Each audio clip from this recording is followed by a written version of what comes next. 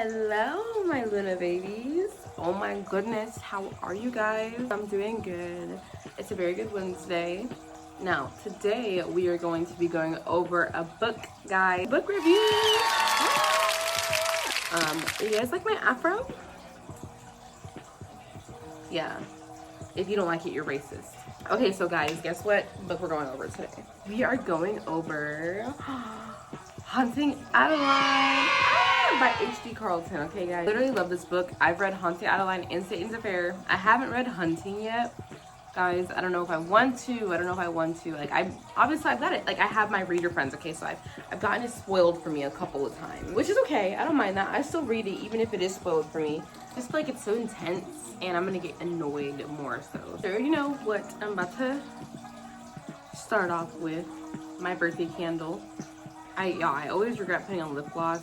Okay, so again, the book that we're going over today is Haunting Adeline by H.D. Carlton. So yeah, I really like the book because I feel like it's a perfect real life realism dark romance book. Like, I'm not really too much for the fantasy type of life, and I love the fact that they really made the main characters have actual jobs and have actual lives outside of like just what the book's talking about, you know?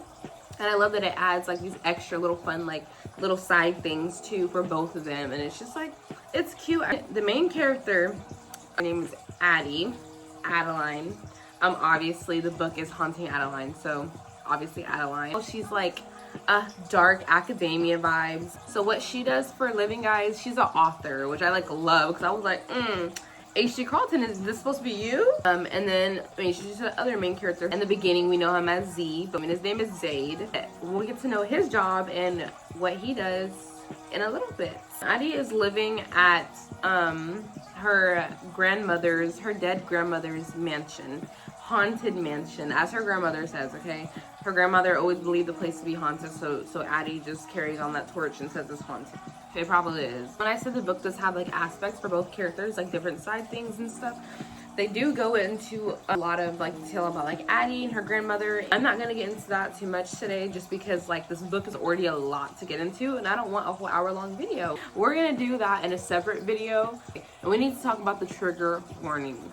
We're not going to talk too much about the triggering things, obviously, because we got to keep it friendly, okay? If you do want to read this book and if you really want to get into it yourself, there is a lot of trigger warnings that you need to be mindful of. I'm giving you a trigger warning, period warning in general.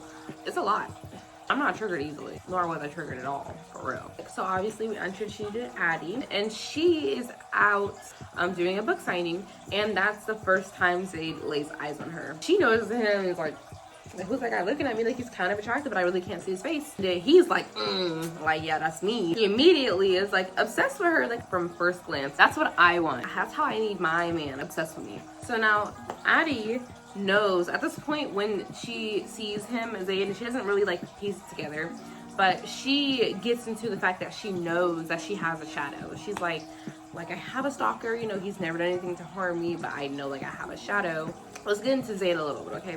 Zaid is actually a vigilante. He is a sex trafficker vigilante, basically. So he goes and he kills people who sex traffic, which as he should. But he basically goes undercover and kills people who do sex trafficking. Simple as that. Yeah, he saves kids, saves people.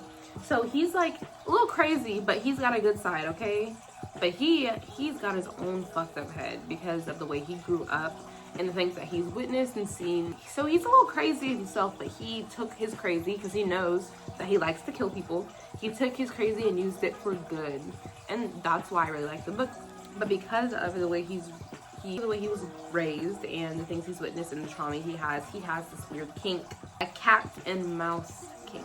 He's the cat, she's the mouse. He's chasing her. He likes to chase. He likes to catch. He starts stalking her after he meets her for the first time. She catches him like every time, basically. She's like, I have a shadow, you know. She calls him her shadow. She feels like she should be a lot more scared of him than she is, but he hasn't done anything, so like she's not too worried about it. And she's a little freaky. Yeah, that's really it. I wouldn't call the cops, like, no. She says that she's not scared of it, it more so like excites her. The thrill of it. She's a little mouse. So Now it's time for me to introduce her best friend, Daya. I'm not gonna get into her too much. She's just a best friend she's had for a really long time. Every situation that she's in, Daya's like involved, kind of, sort of, like she's usually there with her. So Daya gets introduced. She's like, girl, like you're not like, she's like, girl, you're stressed because you haven't got laid, basically. He's like, you know what? Maybe you're right. So Daya ends up convincing her to meet up with one of her old flings, and his name is Grayson. So she invites, you know, Addie invites Grayson over, and it's like, you know, they start getting on, but she's like, you know, she's like, ugh, but like, you know, he's like, it's something, you know, so she's just like, whatever. But while they're in the middle of doing it, they hear noise. Grayson's like, just wanted to keep going. Addie's like, no, like, we need to get up and like go check that out. So he gets mad and punches a hole in the wall. That's who you want to be. Ew, cause ew. If he punches a hole in your wall, leave. That is so ugly. Temper tantrum behavior. But guys, the noise that was made was caused by, you guessed it, her shadow, Zayd. So he ends up leaving. Because he punched the hole in the wall, she ends up finding the notebook. Now, I told you guys, I'm really not getting into stuff with her grandma unless it involves something directly that we're talking about. But at this point, it does. But so she finds the notebook from the hole in the wall. And she's like, oh, why is this notebook in the wall? Like, why? Like, that's weird. Now we're kind of getting into Zayd's point of view. He's basically like FBI, but not the F in the I. Just to be, I don't know. So we cut to Zayd, and he ends up saving this little girl from a sex trafficking ring. So that's, you know, basically proving that he is somewhat of a good guy. And then we go back to Addie, and she's kind of getting into more of her grandmother's journal again, and about how her grandmother had a stalker as well, and how it's like crazy how they're living in the same spot and both have stalkers. And while she's getting into that, Z pulls up and starts stalking her a little bit more. So she's like, okay, like, I'm over this. Like, I'm gonna start calling the cops. And reports him multiple times, and they don't find anything, obviously, because, you know, he's already a vigilante. He's smart, guys. He's smart, he's strong. He has, like, training, you know, like, he knows how to do things the proper way. So they didn't find nothing, so they really couldn't do much to help her, and they think she's like crazy, low-key. She ends up wanting to install cameras in her house, and her friend, you know, Daya, works for a company called Z. So she's feeling a little bit more secure because she has cameras and a security system, not knowing that Z, obviously foreshadowing, Z is Zayd's company, which is why he has so much money to be that vigilante and do all these things. And after she gets these cameras installed, she's like, okay, like, I'm happy I made a step. She's like, okay, Daya, like, let's go. Daya's like, let's go to the club. And she's like, yeah, like, I need a moment to go to the club. Go to the club, and they run into this guy who, she knows how to pick him, guys, who ends up being a part of this mafia gang. They have a really good night, and his name is Archie, or Arch. His full name is Archibald. Archibald. I don't remember his last name, but it's just Arch. Arch and Addie go home, guys. They had a good time. So they go home, and they're having a steamy night. Addie's actually having a really good time. She's like, this is what I needed. Zayd obviously is pissed because he's her stalker, and he makes a noise again. Arch, he's like, nah, like, I'm gonna go investigate. So he goes out, and he never comes back. Never comes back. You can take a guess who got to him. He never came back, so she, like, reports it to the police. The next day, guys, she gets a little gift in front of her door. It's Arch's hand. Give it up for Zayd, guys. Because, period. She reports it to the police. She's a little freaked out, but she carries on with her life. Now we're getting to the point where Zayd is finally feeling bold enough, guys. He pulls up on her, and they have their first, like, sexual encounter. Barely consensual. It was not consensual, actually. She's into that, in a way. I have to keep it PG, but let's just say she's freaked out and he's freaked out. So he ends up pulling out his knife and uses that to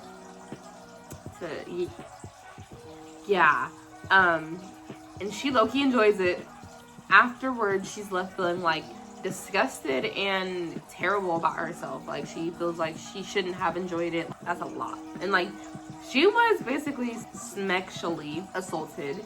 And so, like, obviously, I would still feel some type of way regardless if that's what I'm liking. But she's, like, scared, like, why did I like that? You know? While she's in her little depression because of that, Max pulls up. Okay, Max is one of Arch's family members, gang members, who was there that night. And he pulls up to Addie's because he finds out about the hand. basically grilling her about like what she knows, and she's like, I really don't know anything, like I don't know nothing. It leaves her feeling like kind of a little bit scared, a little bit anxious, a little nervous. After this encounter happens, it kind of leaves her feeling a little bit emboldened, and her and Zayd end up having another sexual encounter. This time it's a little bit more consensual, maybe. Afterwards, after the fact, she likes to run and he likes to chase, okay? Let's just say that. This time, it's a lot more sensual. It's a lot more close because he uses his,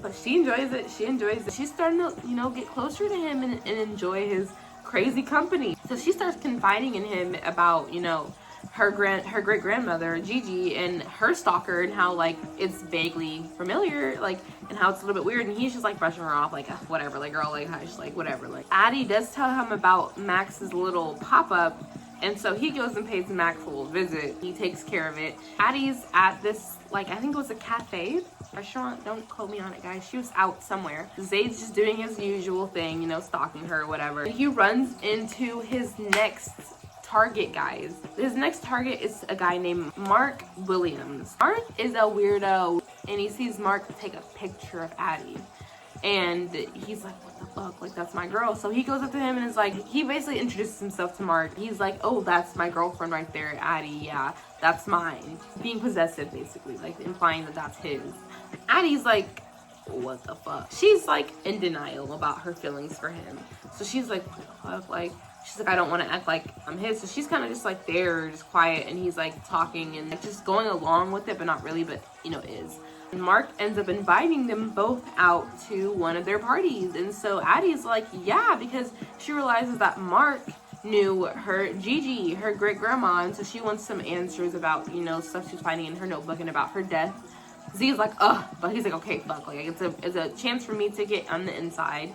He's not really happy about Addie being there, but you know, he'll deal with it. He knows that he can handle it in whatever situation. Yeah, they end up going to this party, and Addie is grilling Mark the whole time. What he knows about her Gigi, she gets answers, and so does Z. Zayd gets his answers about what Mark does in his free time. And Mark is a cultist. He sacrifices children, little girls, I don't know if it's little boys too, but children, and their blood and stuff. And so Zayd ends up like, okay, like, I need to get in on this so I can bring it down. He plays as part of this creepy guy, basically getting invited to another event, another sacrifice. And Zayd catches on that every party they have that's like that, the one that he's at right now, is a sacrifice. But after this party, Zayd gets a weird feeling about everything going on. And so he starts teaching Addie self-defense, just to be careful, because now she's in on this, you know, like, he's pretty upset that her face got involved into it, because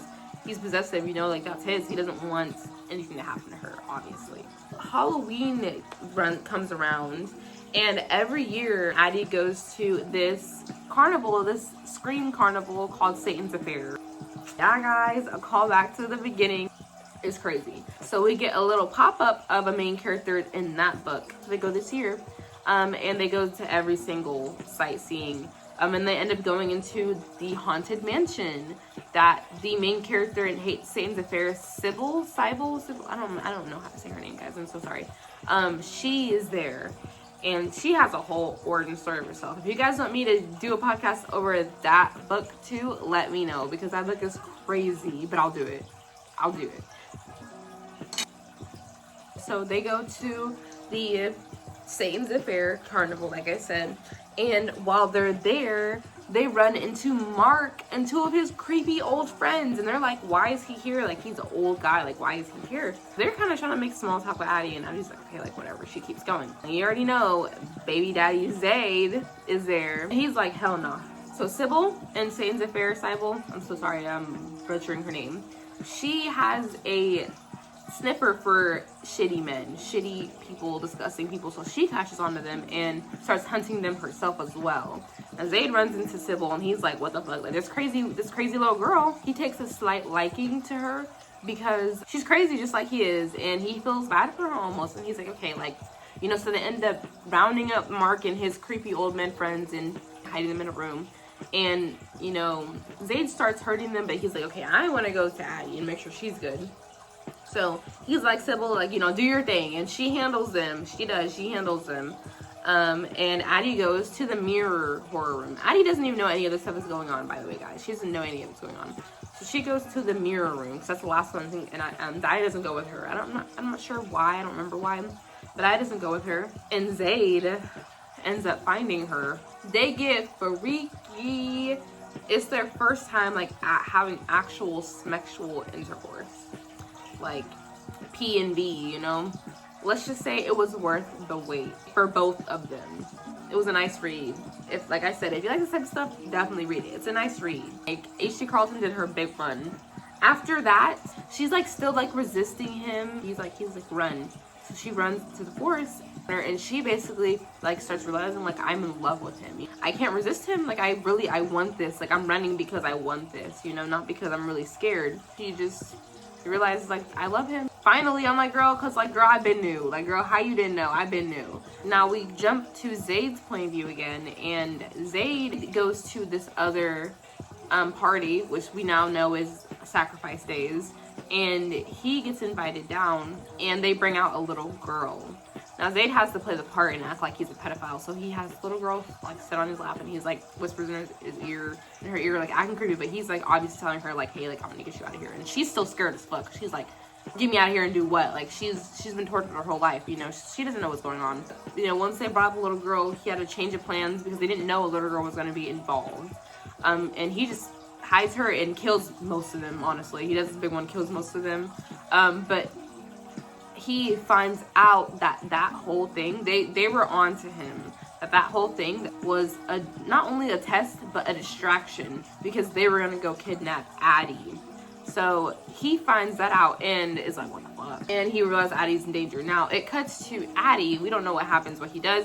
It cuts to Addie, and she gets a weird message from Daya, her best friend. And she's like, what's going on? So she gets in her car and she goes to go see her best friend, and she gets in a car crash, guys. She gets in a car crash and she gets kidnapped, guys. And that's the end of the book. We leave on a cliffhanger like that, which is why they have Hunting Adeline. But that's for you guys to determine if you want to read or have a review for. If you want me to read and make a review for it, let me know. I love that book so much. I feel like it was such an interesting book to not only talk about, but to read, to review. Every time I review it again and go over it again, like, I'm just thrilled. Like, it's such a good book. It's such a good read. It keeps you on your toes. Like, the beginning of it is a little slow. It's a little slow. If you really, really like the freaky aspect of things, because I am like that too. And I'm like, oh, where is the... I want it. Let's get into it, you know. But I think it's a needed slow burn. It's a needed slow burn in the beginning, because once you get there, you're there. Look, H.D. Carlton did her biggest one, in fact. Clock it. Let's give it up to her, guys. You guys, let me know how much you like this book. Let me know if you want me to review and go over the next book, or Satan's Affair, or whatever book you guys would like for me to do. I really hope you guys enjoyed this podcast today. I hope you guys enjoyed this chat today. I very much enjoyed it. I had a fun time talking about it. But yeah, guys, let me know how you like it. And thank you so much for joining me today. I hope you enjoyed. Bye, my Luna babies. This is...